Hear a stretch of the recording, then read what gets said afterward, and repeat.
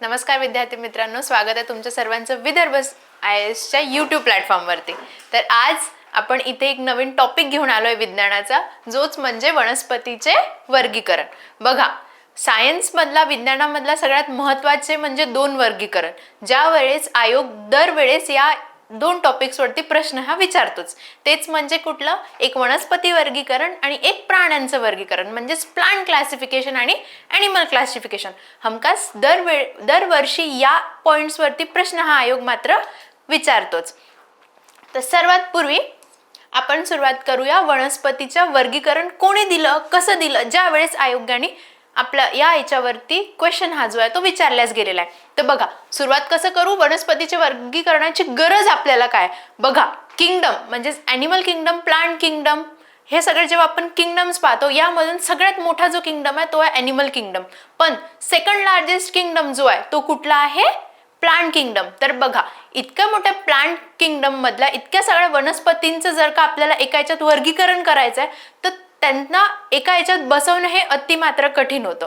तर बघा, वेगवेगळ्या शास्त्रज्ञांनी वेगवेगळ्या पॉइंट्सला धरून याचं क्लासिफिकेशन केलेलं आहे। तर गरज काय होती की लाखो प्रजातींचे आयोग गटात वर्गीकरण करणं हे गरजेचं होतं। ओळख, नावे, नातेवाईकता हे सगळं समजून घेणे आपल्यासाठी गरजेचं होतं। नंतर पुढे काय येतं, टॅक्झोनॉमीचा आपण एक इथे पॉइंट घेऊया। टॅक्झोनॉमी म्हणजे काय, आयडेंटिफिकेशन, नॉमेनक्लेचर आणि क्लासिफिकेशन। कोणत्याही वनस्पतीचं आयडेंटिफाय करणं की ही वनस्पती मुळात कुठली आहे। नॉमेनक्लेचर म्हणजे काय, तर त्याचं नामकरण करणं, त्याला एक नाव देणं, आणि मग काय, क्लासिफाय, त्याला एका स्पेसिफिक गटात क्लासिफाय करणं। मग पुढे बघा, आता हे वर्गीकरणाला आपल्याला एका याच्यात क्लासिफाय करायचं तर कोणतं क्लासिफिकेशन, मात्र तर 4 लेवलचे क्लासिफिकेशन दिले होते। आर्टिफिशियल, नॅचरल, फायलोजेनेटिक आणि APG सिस्टीम द्वारे दिलं गेलं होतं। बघा, सगळ्यात आधुनिक सिस्टीम म्हणजे कुठली आहे, APG। APG सिस्टीम सर्वात आधुनिक आहे, ज्यांच्यामध्ये 6th वाली जी APG सिस्टीम आहे ती सगळ्यात जास्त लेटेस्ट आपल्याला मानल्या जाते। फायलोजेनी म्हणजेच काय की त्यांचा मागे कसा क्रम होता, उत्क्रांतीच्या प्रमाणे आपण फायलोजेनी मध्ये त्याचं वर्गीकरण करतो। पुढे बघायला गेलो तर APG सिस्टीम म्हणजे एंजिओस्पर्म फायलोजेनी टेक्निक। एंजिओस्पर्म काय हे आपण पुढे शिकूया। तर बघा, एंजिओस्पर्म फायलोजेनी टेक्निक मध्ये सगळ्यात पूर्वी मी काय सांगितलं, सगळ्यात आधुनिकता कशाच्या भरोशावर, DNA आधारित सगळ्या ज्या गोष्टी आहेत त्या आपल्याला कुठल्या सिस्टीम मध्ये सांगण्यात आल्या, APG सिस्टीम मध्ये सांगण्यात आल्या। त्यामध्ये कोणते आपल्याला टाकण्यात आले, बेसल एंजिओस्पर्म, मोनोकॉट्स आणि युडायकॉट्स। मोनोकॉट्स, युडायकॉट्स आणि बेसल एंजिओस्पर्म हे कोणी सांगितलं आपल्याला, APG सिस्टीमने सांगितलं। मग आपण क्लासिकल सिस्टीम ऑफ जे क्लासिफिकेशन होते, यात कुठला आला, लिलॅनियस आला, ज्यांनी आर्टिफिशियल सिस्टीम दिली। शिवाय त्यात सेक्शुअल कन्सेप्ट सांगितलेला, म्हणजेच बायसेक्शुअल आहे फ्लावर की सेक्शुअल आहे, म्हणजे कसं त्यांचं काय होते, प्रजनन होते, मीन्स रिप्रोडक्शन कोणत्या प्रकारे होते, हे सगळं सांगितलं गेलं। त्यात किती वर्ग आहे, मुळात 24 वर्ग आहेत।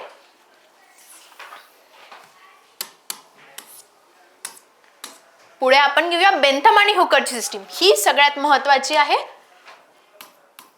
याला जाणून घ्या। पुढे PYQs मध्ये तुम्हाला याचं महत्त्व लक्षात येईल।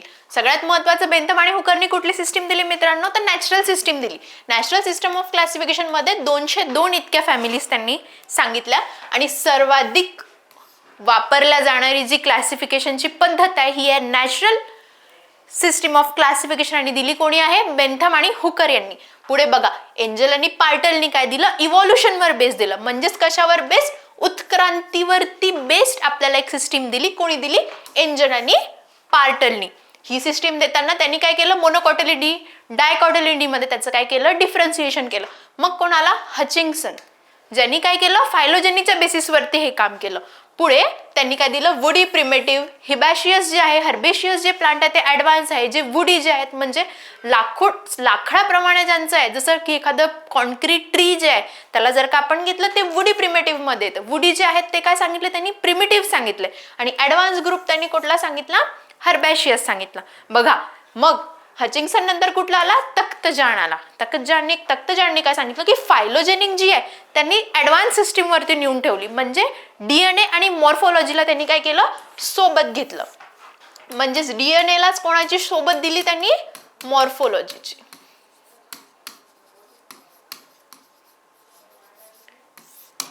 हे कोणी दिलंय? तत्त्वज्ञांनी आपल्याला ही गोष्ट सांगितलेली आहे. बघा पुढे आपण काय घेऊया, घेताना काही वन लाइनर स्वरूपात परीक्षा आपली जवळ आलेली आहे. आपल्याला एकदा अगदी छोट्या छोट्या पॉइंटमध्ये आणि फास्ट आपली रिव्हिजन घ्यायची.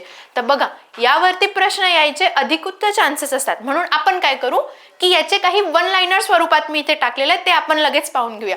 थिओफ्रास्ट कोण आहे? थिओफ्रास्ट द फादर ऑफ बॉटनी. तो काय आहे? फादर ऑफ बॉटनी म्हणजे वनस्पती शास्त्राचा काय तो जनक असा मानला जातो. पुढचा कार्ल लिनिने ज्यानं आर्टिफिशियल सिस्टम ऑफ क्लासिफिकेशन दिली किंवा सेक्शुअल सिस्टम ऑफ क्लासिफिकेशन सुद्धा त्याला म्हटलं जातं. त्यांनी काय केलं की स्टेमन्स आधारित म्हणजेच काय केसर दल या आधारित त्यांनी काय दिली? सिस्टीम दिली. शिवाय त्यांनी काय केलं? बायोनॉमिकल नॉमेनक्लेचर म्हणजे नामकरण कसं केलं गेलं वनस्पतींचं हे सुद्धा कोणी सांगितलं? कार्ल लिनियस यांनी सांगितलं. पुढे कोण आला? जिसिऊ ज्यांनी नॅशनल सिस्टीम ऑफ क्लासिफिकेशनची सुरुवात केली.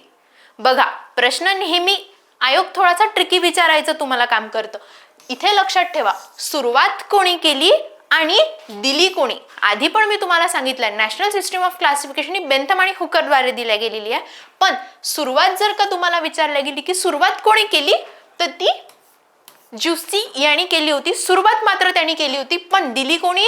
बेंथम आणि हुकरनी. बघा मग त्यांनी काय केलं? ज्युसीनी काय मोनोकॉट आणि डायकॉटचं प्रथम विभाजन केलं. सगळ्यात पूर्वी त्यांनी काय मोनोकॉट आणि डायकॉट बद्दलच्या काही गोष्टी सांगितल्या.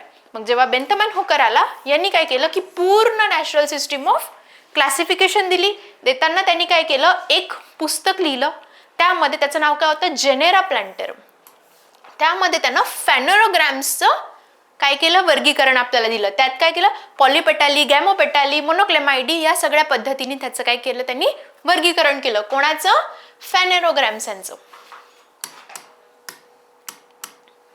मग आणखी एक महत्वाचा इचड आला. त्यानं सर्वप्रथम काय केलं? क्रिप्टोग्राम्स आणि फॅनेरोग्राम्स म्हणजेच की बी ज्यांच्यामध्ये बी असतं आणि ज्यांच्यामध्ये बी नसतं असं दोन त्यांच्या वेगवेगळ्या याच्यात कोणी डिवाइड केलं होतं? इचलरनी केलं होतं. आणि जिम्नोस्पर्म याला स्वातंत्र्य गट मात्र त्यांनी सांगितला होता. पुढे काय झालं? एंजर आणि पार्टरनी काय केलं? पहिली फायलोजेनेटी सिस्टीम दिली जी आपण पूर्वी पण पाहिली. बघा त्यांनी काय केलं? मोनोकॉट्सला सगळ्यात प्रिमिटिव्ह मानलं म्हणजे सगळ्यात आधी असलेलं म्हणजे सगळ्यात जुने त्यांना कोणी मानलं? मोनोकॉट्सला. सिंपल टू कॉम्प्लेक्स त्यांनी इव्हॉल्युशनचा क्रम म्हणजे उत्क्रांतीचा जो क्रम होता तो साध्यापासून तर अवघडकडे जाणारा क्रम कोणी लावला? तर एंजल आणि पार्टलनी लावला. हचिंग्सन जे मी मागे सांगितलं डायकॉट आणि हर्बेशियस मधलं त्यांनी काय सांगितलं? कोण प्रिमिटिव्ह आहे आणि कोण आता आहे ऍडव्हान्स आहे. मग त्यांनी मोनोकॉटला सगळ्यात ऍडव्हान्स म्हटलं. तत्त्वज्ञान जो आला त्यांनी एपीजीची सिस्टीम साठी काय दिला? आधार दिला. काय दिला? आधार दिला. त्यांनी दिली नाही, त्यांनी त्याला आधार दिला आणि काय केलं? मॉडर्न फायलोजेनेटिकची काय दिली? सिस्टीम दिली. पुढे गेलो आपण एपीजी कडे. एपीजी मी तुम्हाला आधीच सांगितलं कशा डीएनए ला मॉर्फोलॉजीचा टच दिला किंवा आपण असं म्हणतो मॉर्फोलॉजिकल याला डीएनएचा मुख्य टच देऊन डीएनए आणि मॉलिक्युलर डाटाच्या अकॉर्डिंग मोनोकॉट आणि डायकॉट्सला काय केलं? त्यांनी सेपरेट केलं. तर इथे आपले सगळे सायंटिस्ट मात्र संपलेला आहे. याच्या बाहेर प्रश्न विचारला जाणार नाही. एवढेच जे वन लाइनर जे मी तुम्हाला इथे सांगितले या पॉइंटच्या बाहेर कुठलाच प्रश्न आयोग विचारणार नाही. पुढे बघा पुढे एक वनस्पतींचं वर्गीकरण इथे दिलेलं आहे. क्रिप्टोग्राम्स, फॅनेरोग्राम्स म्हणजे अबीजी आणि बीजी म्हणजे बी असलेले, सीड्स असलेले आणि सीड्स नसलेले असं आपण इकडे बघूया. बघा क्रिप्टोग्राम्स आणि फॅनेरोग्राम्स मध्ये आपण बघितलं कोणी डिवाइड केलं होतं? तर इचलरने डिवाइड केलं होतं. मी तुम्हाला इथेच सांगितलं सर्वप्रथम त्यांनी क्रिप्टो आणि फॅनेरो असे दोन गट आपल्याला दिले. क्रिप्टो आणि फॅनेरोच्याच बेसिसवरती आपण पुढचं वर्गीकरण केलं. बघा म्हणजे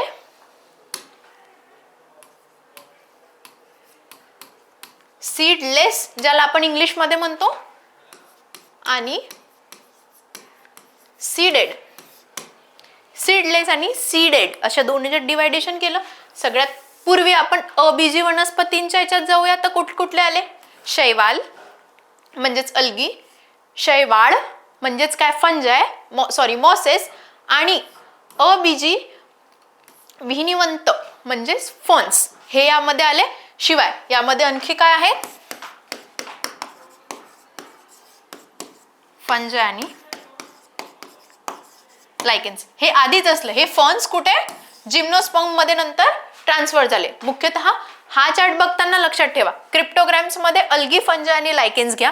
मॉसेस आणि फर्न्स हे पहिले दिलेलं वर्गीकरण आहे, हे नंतर कुठे ट्रान्सफर झाले, जिम्नोस्पर्म मध्ये. प्रश्न जर का असा आला तर लक्षात ठेवा, आधी इथे क्रिप्टोग्राम्स मध्ये होते, नंतर अल्गी सोबत कोण आलं, फंजाय आणि लायकेन्स हे इथे आलं. लायकेन्स हा सध्याच्या याच्यात अतिशय महत्वाचा टॉपिक आहे, बघा का. आता महत्वाचा टॉपिक का आला तर फंजाय मध्ये, तर फंजाय आणि अल्गीचं जे असोसिएशन आहे याला आपण लायकेन म्हणतो. तर सगळ्यात पूर्वी क्रिप्टोग्राम्स म्हणजे अबीजधारी ज्याला आपण म्हणतो, अबीजधारींमध्ये 3 वेगवेगळ्या क्रायटेरियामध्ये त्याचं आपण डिवायडेशन सांगितलं होतं.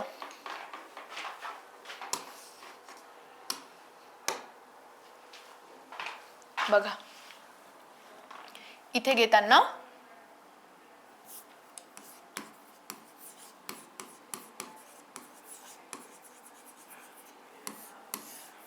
क्रिप्टोग्राम्स,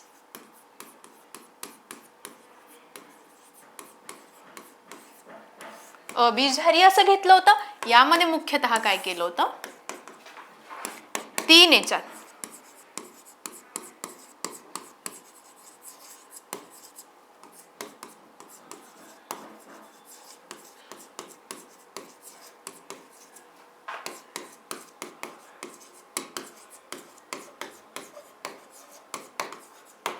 अशा 3 याच्यात विभाजन केलं होतं. काय, थॅलोफायटा, ब्रायोफायटा आणि टेरिडोफायटा. अशा 3 याच्यात जेव्हा डिवायडेशन केलं, थॅलोफायटा, ब्रायोफायटा आणि टेरिडोफायटा मध्ये पुढे यायचं परत डिव्हिजन केलं गेलं, ते आपण बघूया. तर सगळ्यात पूर्वी आपण कुठलं बघूया, थॅलोफायटा.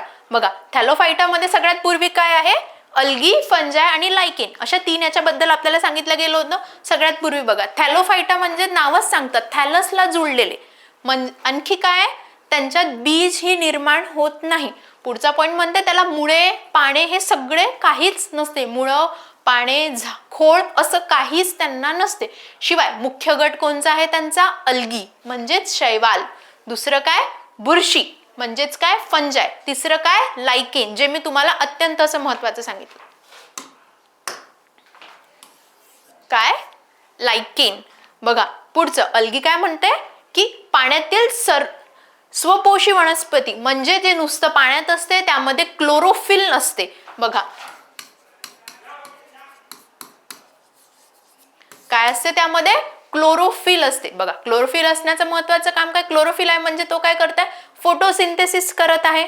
फोटोसिंथेसिस म्हणजे काय की आपलं जेवण झाड हे स्वतः बनवतं, तर ते काय करते, ते दिलेलं गेलं नाही आहे, ते कोण करतं, अल्गी करतं. आणि याचे महत्वाचे काय काम आहे, तर काय करतं ते, खत बनवतं, औषधी बनवतं. सगळ्यात जास्त CO2, सगळ्यात जास्त O2 म्हणजे ऑक्सिजन, CO2 ला कमी आणि ऑक्सिजनला जास्त करायचं प्रमाण, CO2 कमी करतं आणि ऑक्सिजनची लेवल वाढवतं. हे कोण करतं, अल्गीच्या नावाने होतं, अल्गी करतं. कुठल्याही आणि ते करतं, असेक्शुअल आणि सेक्शुअल दोन्ही टाईपने ते लोक रिप्रोड्यूस करू शकतात अल्गी. पुढे बघा, अल्गीचे सुद्धा प्रकार आहेत. अल्गीचे प्रकार हे अत्यंत महत्वाचे आहेत, कारण की रिसेंट 2024 मध्येच आयोगाने अल्गीच्या टाइप्स वरती आणि त्याच्या एक्झाम्पल्स वरती प्रश्न हा विचारला होता. पुढे बघा, 3 प्रकारच्या होत्या, कुठल्या, हरित, तपकिरी आणि रक्तवर्णी. रोडोफायसी, फिओफायसी आणि क्लोरोफायसी. बघा क्लोरोफायसी हरित म्हणजे कोणती, हिरवी अल्गी, ग्रीन कलरची अल्गी. त्याच्यामध्ये सगळ्यात जास्त काय असतं, क्लोरोफिल A आणि B असतं. महत्वाची गोष्ट आहे, याचे एक्झाम्पल्स सगळ्यात महत्वाचे काय आहेत, याचे एक्झाम्पल्स म्हणजेच वॉलबॉक्स, क्लेमॅडोमोनास आणि स्पायरोगायरा हे याच्यात सगळ्यात महत्वाचे आहे. दुसरे कुठे आलो आपण, फिओफायसी म्हणजे तपकिरीज म्हणजेच ब्राऊन अल्गी, ब्राऊन असा कलर असतो, विटी सारखा त्यांचा कलर असतो. हे कोणाचा, यामध्ये काय असते, फायकोझिन नसते, फायकोझिन 3 याच्यामध्ये असते. आणि हे काय आहे, समुद्री शैवाल आहे. समुद्री शैवाळात त्यांचं एक्झाम्पल्स काय, सार्गॅझम आणि लॅमिनारिया. पुढे रोडोफायसी, लाल कलरची अल्गी, ही बघा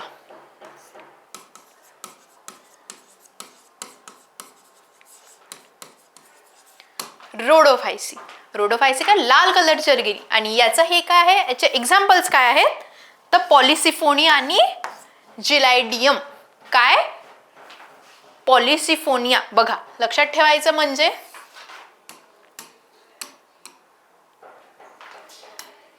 लक्षात ठेवायचं काय आपल्याला याच्यात, याचे एक्झाम्पल्स. ग्रीन अल्गी म्हणजे क्लोरोफायसी, काय एक्झाम्पल वॉलवॉक्स.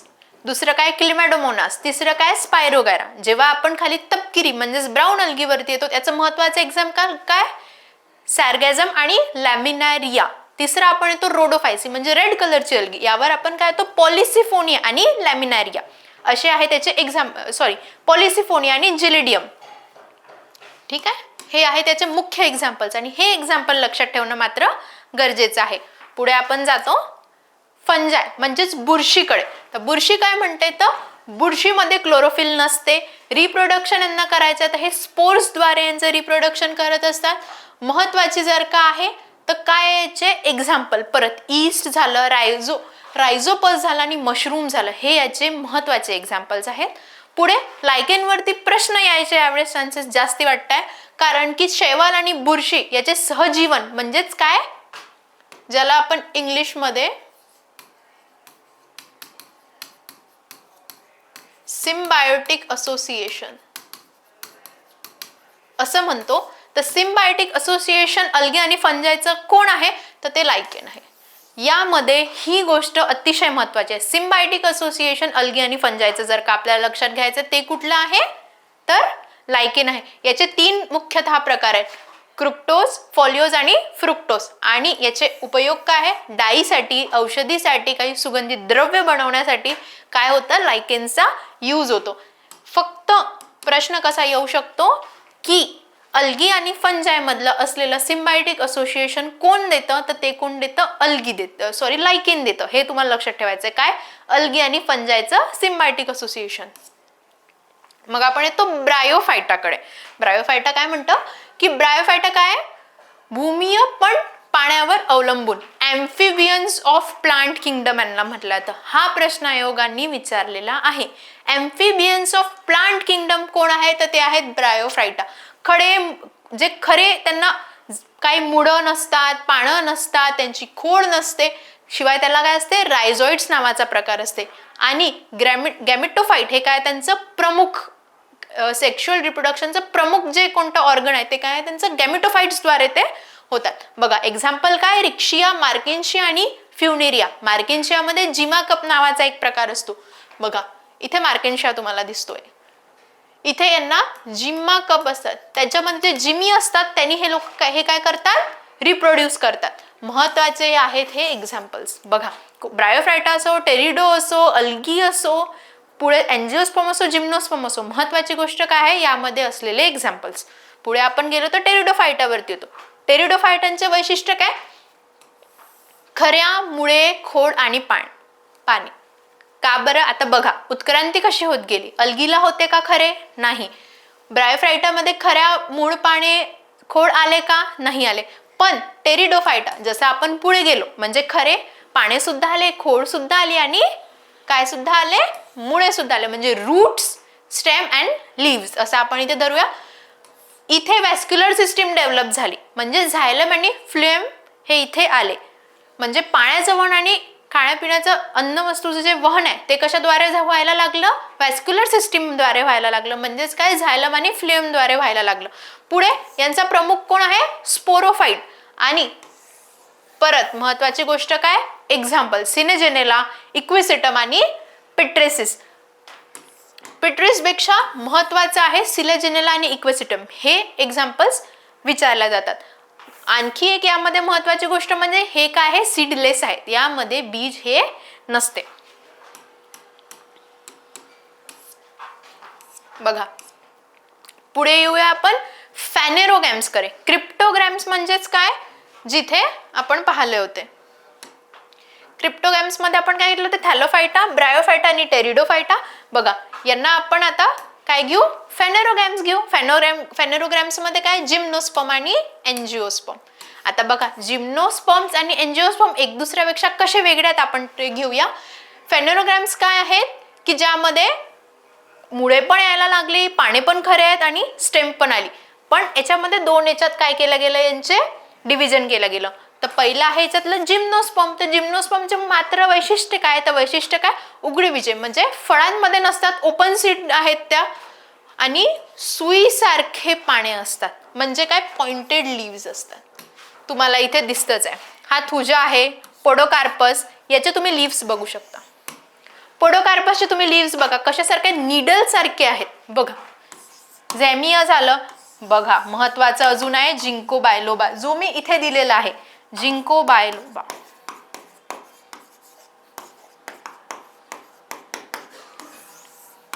काय आहे जिंको बायलोबा, तर लिव्हिंग फॉसिल आहे. मात्र हा एक लिव्हिंग फॉसिल आहे. याच्यावरती प्रश्न येऊ शकतो, जिंको बायलोबा हा कोणाचा मेंबर आहे, जिम्नोस्पर्मचा मेंबर आहे. पण जिम्नोस्पर्मचा मेंबर असून तो काय आहे, एक लिव्हिंग फॉसिल म्हणून पण त्याचा आहे. हे तुम्हाला विज्ञानातच जिओलॉजिकल टाइम स्केल जी असते त्यामध्ये सुद्धा तुम्हाला जिंको बायलोबाचं तुम्ही नाव ऐकलं असेल. बघा यांचे काय लाकूड काय असते, सॉफ्ट वुडेड असतात. आणि यांचे महत्वाचे एक्झाम्पल काय, सायकस, जेंटो, पाइनस. बघा इथे बाकीचे पण एक्झाम्पल दिलेत, बाकीचे पण एक्झाम्पल इथे सांगितलं, जसं झॅमिया झालं, थुजा झालं, पोडोकार्पस झालं, पाइनस आहे, अरोकारिया आहे आणि जिंको बायलोबा. याच्यामध्ये तुम्हाला सायकसचा एक फोटो नाही दिलाय, पण पाइनस दिलाय, पोडोकार्पस दिलाय, जिंको बायलोबा तुम्ही मुख्यतः लक्षात ठेवा, कारण की तो काय आहे, लिव्हिंग फॉसिल आहे.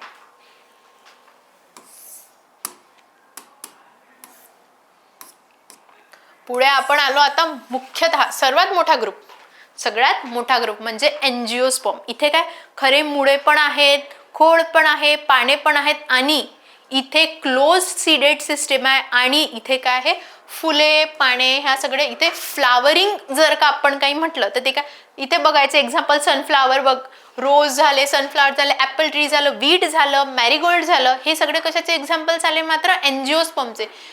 कारण की काय याचे वैशिष्ट्य आहे की बंद, वैशिष्ट्य म्हणजे फळांमध्ये काय असतात, सीड बंद असतात. तुम्ही ऍपल पाहता, ऍपल मध्ये सीड एन्क्लोज्ड असतात, इंग्लिश मध्ये याला सीड एन्क्लोज्ड म्हणतात. एन्क्लोज्ड सीड्स तुम्हाला कशात पाहायला मिळतात, एंजिओस्पर्म्स मध्ये पाहायला मिळतात. शिवाय यांना पण दोन गटात मोडलेलं आहे, मोनोकॉट्स आणि डायकॉट्स. हे पण आपण पूर्वी पाहिलं, कोणी दिलं मोनोकॉट्स आणि डायकॉट्स, ते पण आपण इथे घेऊया. आणि यामध्ये मुख्यतः कंडक्टिंग टिश्यू आहे, म्हणजेच काय आहे,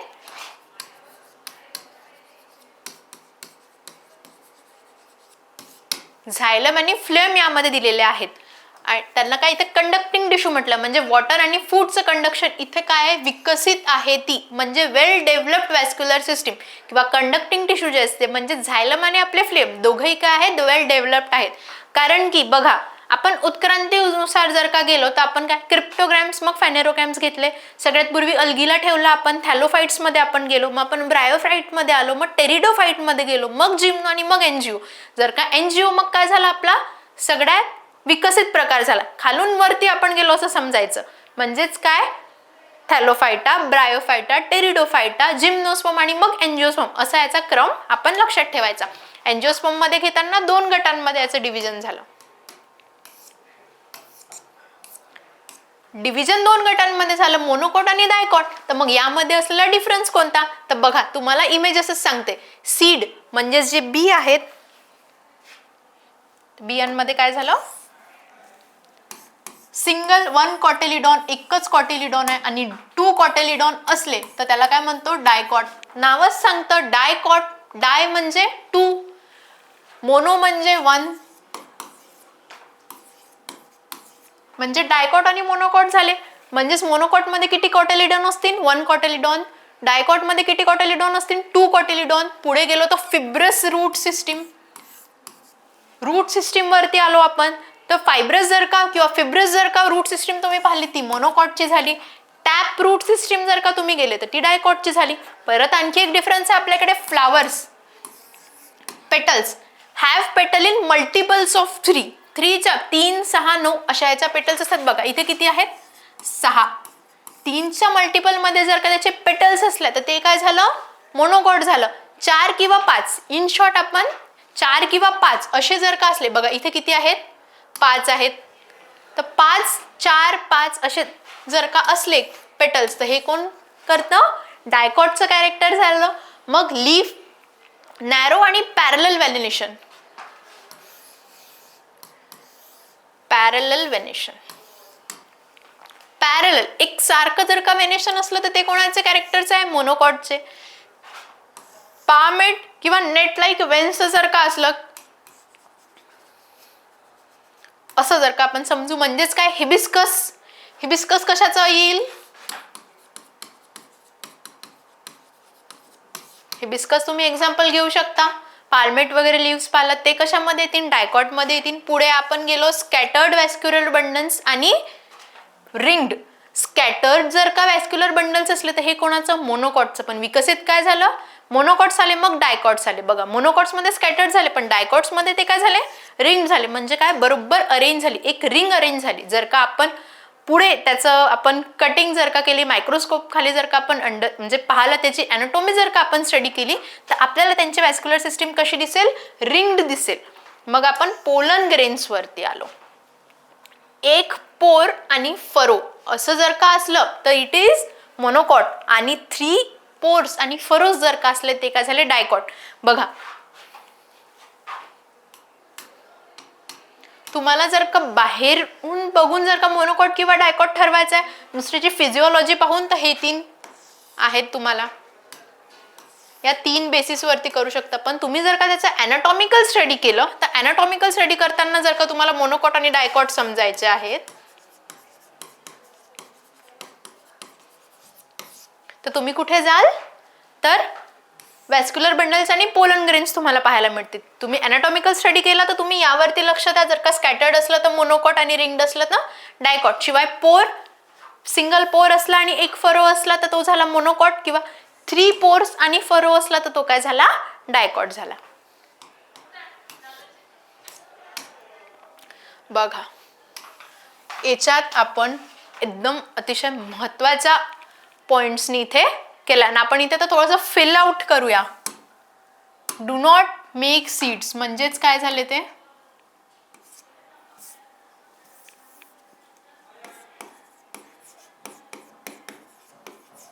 क्रिप्टोगॅम्स झाले. मेक सीड्स फॅनेरोगॅम्स झाले.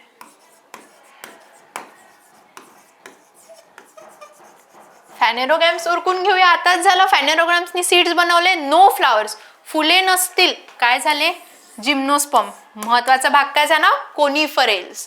कोण असतात त्याच्यात? पाइनस झाला, सायकस झाला. याला 2 कोण असतात, मेल आणि फिमेल कोण.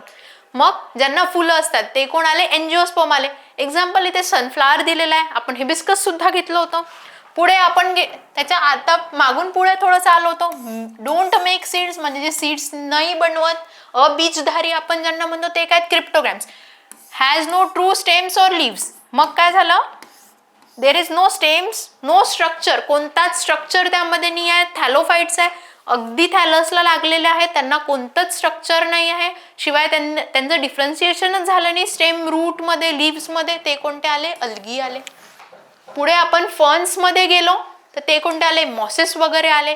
पुढचं जर का आपण डिव्हिजन पाहिलं त्याचं डिव्हिजन अगदी मॉसेस, फर्न्स यामध्ये होते. पण आयोगाने ज्या प्रश्न विचारलेले आहेत, ज्या गोष्टींवरती आयोग प्रश्न विचारू शकतो, अगदी तेवढाच पार्ट आपण वर्गीकरणामध्ये घेतलाय.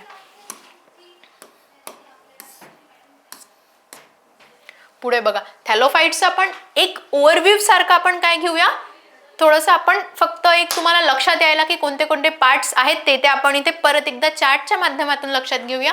थॅलोफाइट्स म्हणजे जे आपण पाहिले क्रिप्टोग्राम्स मध्ये, त्याला 3 याच्यात आपण डिवाइड केलं, अल्गी, फंजाय आणि लायकेन्स मध्ये. पुढे आपण ब्रायोफायटा घेतलं. अगदी यावरती लक्षात म्हणजे नावं लक्षात ठेवणं गरजेचं आपल्याला नाही आहे.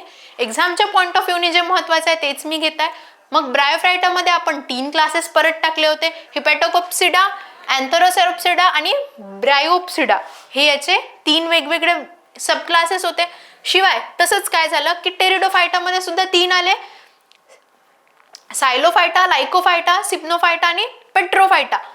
सिलोफायटा मध्ये सगळ्यात प्रिमिटिव्ह म्हटलं गेलं, म्हणजे सगळ्यात पूर्वीचं कोणतं झालं, सेलोप्सिडा. सगळ्यात ऍडव्हान्स कुठे गेलो आपण, तर टेरोफायटा मध्ये म्हणजेच फर्न्स मध्ये, म्हणजे सगळ्यात आधीचं प्रिमिटिव्ह कुठलं गेलं, सिलोप्सिडा. जर का प्रश्न आला सगळ्यात प्रिमिटिव्ह जर का टेरिडोफाइट कुठला आहे तर तो कुठला आहे, सिलोफायटा सब क्लासचा आहे. सगळ्यात ऍडव्हान्स कुठला आहे तर टेरिडोफाइटा नावाचा याचा आहे. बघा, सगळ्यात जास्त आयोग आणि प्रश्न कशावर विचारलाय? टेरिडोफाइटावरती आजपर्यंत विचारलाय. पुढे आपण घेऊया जिम्नोस्पर्म. जिम्नोस्पर्म मध्ये सुद्धा 3 क्लासेस पडली, म्हणजेच कुठलं? सायकोप्सिडा, कोनिफेरप्सिडा आणि निटोप्सिडा. त्याचं निटोप्सिडाचं जिनेटेल्स म्हणजे निटम वगैरे यामध्ये येतं. कोनिफरेल्स मध्ये कोनिफरेल्स, टॅक्झेल्स, जिंकोज, जिंको बायलोबा वगैरे, टॅक्झस हे सगळे कोण येतात? कोनिफरेल्स मध्ये येतात. परत आपण येऊया सायकोप्सिडा मध्ये. सायकस याचं महत्वाचं एक्झाम्पल आहे. सायकाडेल्स, बेनिटेल्स, टेरिडोफायटेल्स हे सगळे कशात येतात? सायकोप्सिडा मध्ये येतात. हे जास्त लक्षात ठेवणं आपल्याला इथे अपेक्षित नाहीये. अगदी तुम्हाला नावं जरी थोडे लिंक जर का लागत असेल तरी आपल्याला चालेल. मग आपण आलो हचिंग्सननी दिलेल्या एंजिओस्पर्मच्या याच्यावरती. यांनी 2 याच्यात केलं, जिम्नो आणि एनजीओ. पण त्यांनी एनजीओला काय केलं? डायकोटिलिडॉन आणि मोनोकोटिलिडॉन मी तुम्हाला सांगितलं. डायकोटिलिडॉन मध्ये त्यांनी काय केलं? 246 फॅमिलीज टाकल्या, जे लिग्नोसी फॅमिलीला बिलॉंग करत होत्या. कारण की त्याच्यात सगळे वुडी म्हणजे ज्यांचा खोड अगदी जाड आहे, वुडी जे ट्रीज होते यांना त्यांनी कुठे टाकलं? लिग्नोसी मध्ये टाकलं, ज्याला 246 फॅमिलीज होत्या. मग आपण सेम हर्बेशी मध्ये आलो, जिथे 96 फॅमिली होत्या आणि मोस्टली सगळे हर्बेशियस जेवढे प्लांट होते ते हचिंग्सन्सनी कुठे टाकले? डायकोटिलिडॉन मध्ये टाकले. आपण मग मोनोकोटिलिडॉन मध्ये आलो, जिथं कॅलिफरी आणि कोरोफ्लेरिसी अशी, म्हणजे कॅलिफेरेसी आणि कोरोलिफेरी असे 2 त्यांनी क्लासेस दिले. कॅलिफेरेसी मध्ये 29 फॅमिलीज होत्या आणि कोरोलिफेरीज मध्ये 34 फॅमिलीज होत्या. म्हणजे कॅलिक्स आणि कोरोला म्हणजे पेटल्स, पेटलॉइड पेरिंथ आणि कॅलिक्सचं प्रेझेंट यावर त्यांनी डिफरन्शिएट केलं होतं. यामध्ये परत तुम्हाला लक्षात ठेवायसारखं फक्त इतकंच आहे की एंजिओस्पर्म मध्ये कोण 2 डिवाइड झालं होतं, म्हणजे मोनोकोटिलिडॉन आणि डायकोटिलिडॉन. तुम्ही एवढंच लक्षात ठेवा. पुढे काही अतिशय महत्वाचे पॉइंट्स आपण म्हणू. काही तुम्ही थोडासा एक सारांश सारखा जरी याला लक्षात ठेवलं तरी चालेल. थॅलोफायटा, अल्गी, फंजा आणि लायकेन. मग देह थॅलस सारखा कोणाचा? थॅलोफायटाचा. खरे अवयव त्यांना नसतात. हे गोष्ट तुम्ही थॅलोफायटाच्या बाबतीत लक्षात ठेवा. ब्रायोफायटा मी तुम्हाला सांगितलं एम्फिबियन्स ऑफ प्लांट किंगडम यांना म्हटलं जाते. पहिली वॅस्क्युलर प्लांट म्हणजे वॅस्क्युलर सिस्टीम सगळ्यात पूर्वी जर का कुठे सुरू झाली असेल ती टेरिडोफायटा मध्ये. जिम्नोस्पर्म मध्ये सीड्सला आउटर कव्हरिंग नसते, म्हणजेच कोणते आले? जिम्नोस्पर्म. एंजिओस्पर्म मध्ये सीड्स एनक्लोज्ड आले, बंद आले सीड्स. ज्याचं आपण फ्रूट वाईज एक्झाम्पल लक्षात घ्यायला गेलो तर ऍपल आपण लक्षात घेऊ, सीड्स आतमध्ये आहेत फ्रूटच्या. हे कशाचं एक्झाम्पल झालं? जिम्नोस्पर्मचं, एंजिओस्पर्मचं सॉरी. आणि बघा एंजिओस्पर्म काय झालं? सगळ्यात विकसित गट झाला. का झाला?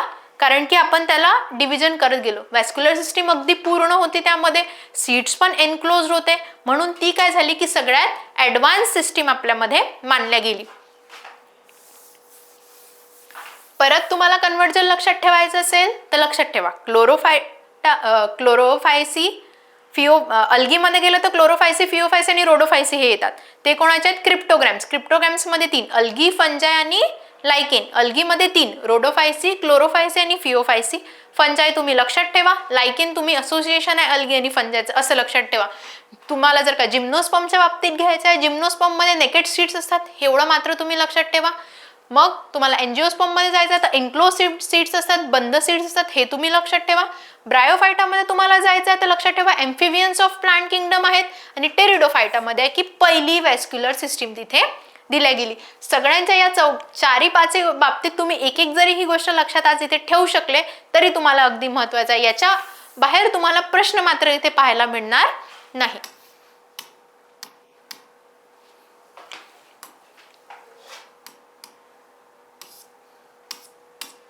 बघा आता आपण जाऊया PYQ अनालिसिसवर. सगळं पॉइंट मी तुम्हाला सांगितले, पण PYQs मध्ये मात्र हे उतरलेले आहेत का हे आपण घेऊया. बघा आयोगाने प्रश्न काय विचारला होता? Ferns are classified in.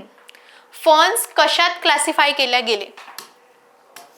तर आपण एक फ्लो चार्ट पाहिला होता. मी त्यात तुम्हाला सांगितलं होतं फर्न कशात क्लासिफाय झाले? टेरिडोफायटामध्ये क्लासिफाय झाले. आपण एक साइड चार्ट पाहिला होता, तुम्ही तो चार्ट चेक करून घ्या, तुम्हाला परत दाखवते. एक रेफरन्स म्हणून आपण घेऊया.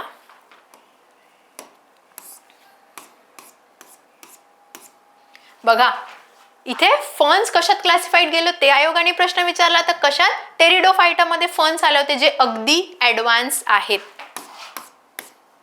बघा PYQचा टच आपण त्याला एक देऊया. कशाला आहेत हे फर्न्स? कशात आहेत?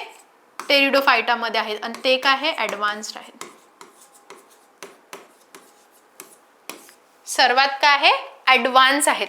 पुढे आपण घेऊया. तर 81 वाला एक क्वेश्चन आला होता त्या जो 2019 की 20 मध्ये हा प्रश्न तुम्हाला विचारला गेलेला आहे की which of the following plant grows has vascular system, produces spores but do not has seeds.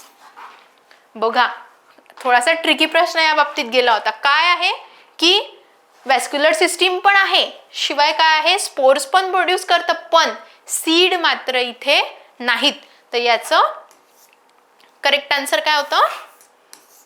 Pteridophyta. परत याचं करेक्ट उत्तर काय होतं? टेरिडोफायटा. कारण की टेरिडोफायटासमध्ये व्हॅस्क्युलर सिस्टीम ही मात्र आली होती. व्हॅस्क्युलर सिस्टीम होती, त्यामध्ये स्पोर्स प्रेझेंट ते करत होते, पण काय झालं त्यामध्ये सीड्स ह्या नव्हत्या. ठीक आहे. मी तुम्हाला वन लाइनर जे लास्ट याच्यात घेतले होते, शेवटी जे तुम्हाला फक्त एक एक महत्वाचा पॉईंट पाहायला सांगितलं होतं, त्यामध्येच सांगितलं होतं की टेरिडोफायटामध्ये व्हॅस्क्युलर सिस्टीम ही पहिलेच येऊन गेली होती, पण सीड्स मात्र कशात आले होते? फॅनेरोगॅम्स म्हणजे जिम्नोस्पर्म आणि एंजिओस्पर्म मध्ये आले होते.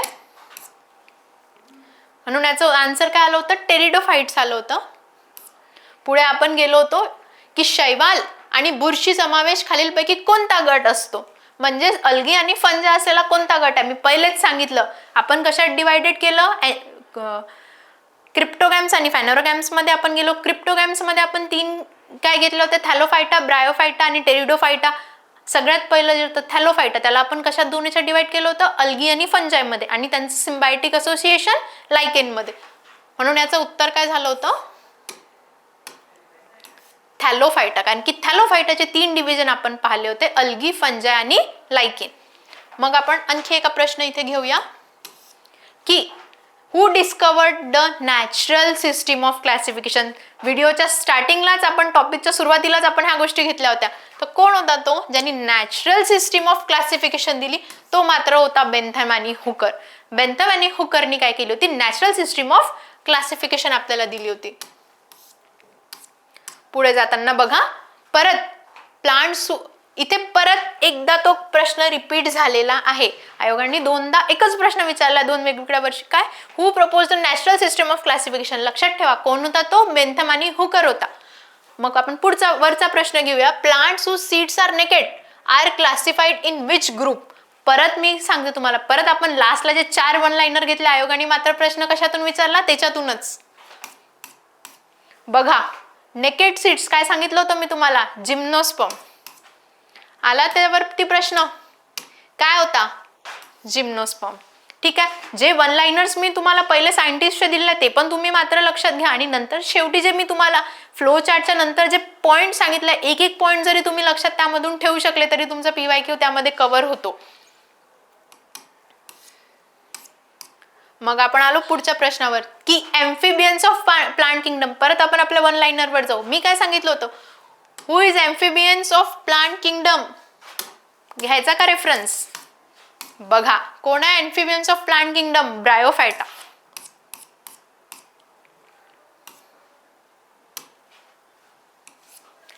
Bryophyta. Amphibians of plant kingdom कोण आहे? ब्रायोफायटा. जर का तुम्ही या सर्वांबाबतीत एक एक जरी पॉईंट लक्षात ठेवू शकले तरी आपण इथे जिंकतो.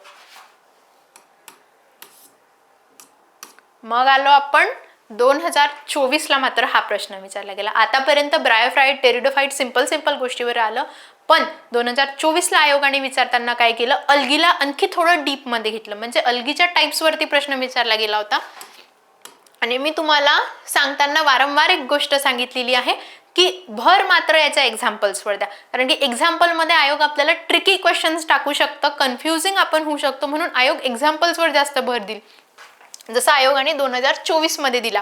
बघा हिरवे शेवाळ म्हणजे कोणाचा मेंबर आहे? हा क्लोरोफायसीचा मेंबर आहे. याचा आपण बघूया याचा मेंबर कोण आहे. खाली क्लोरोफायसी, फिओफायसी, तपकिरी, रोडोफायसी, रेड अल्गी आणि झॅन्थोफायसी म्हणजे येल्लोइश कलरची असते, ती पिवळ्या कलरची अल्गी असते. तर बघा आपण पहिले लक्षात घेताना काय करू की एक्झाम्पल्स पाहू.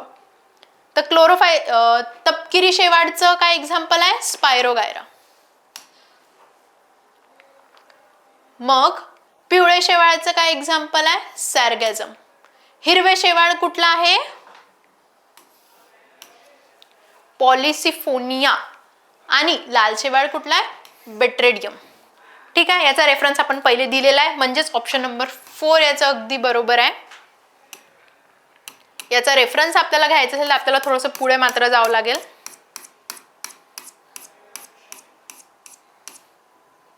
बघा, हिरवं स्पायरोगायरा, तपकिरी म्हणजे सॅरगॅझम आणि लॅमनेरिया, आणि रोडोफायसी म्हणजे पॉलिसिफोनिया आणि लिटियम.